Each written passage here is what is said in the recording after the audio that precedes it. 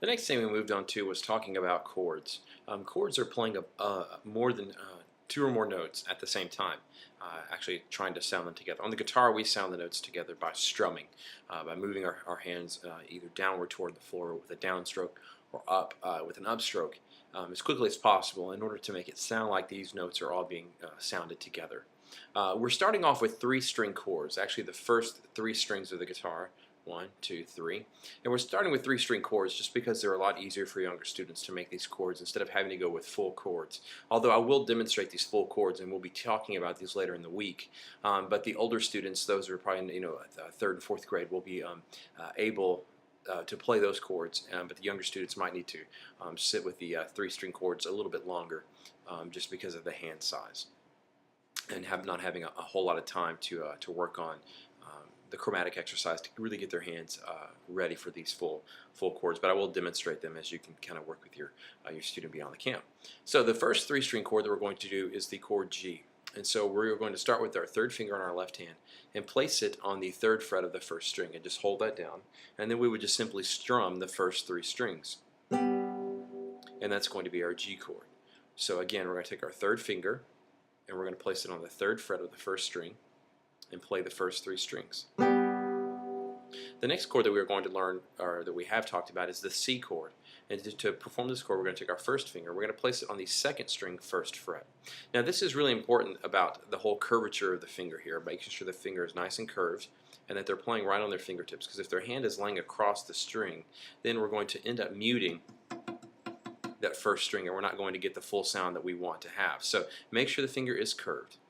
And to perform this, you're going to place it there and just strum the first three strings, and that would be our C chord. So again, the first finger on second string first fret, strum those three strings, and we have our C chord. Now what we also need to do is to go in between these two chords. So we practice the G chord, and then the C chord.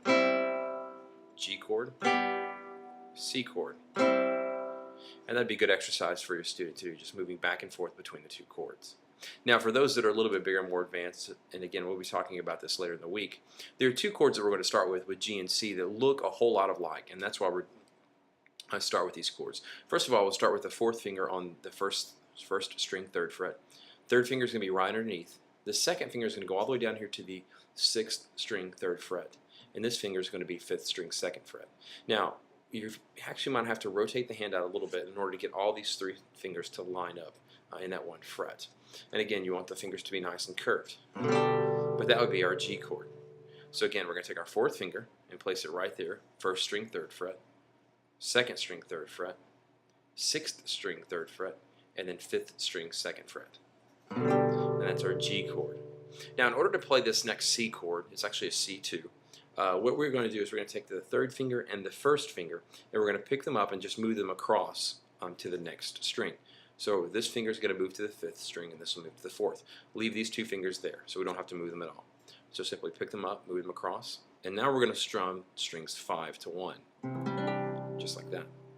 So that's our C chord.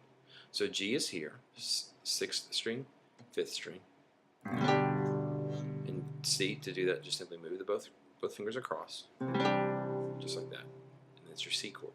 So again, practicing the transition with between the first two chords would be beneficial, just going G to C.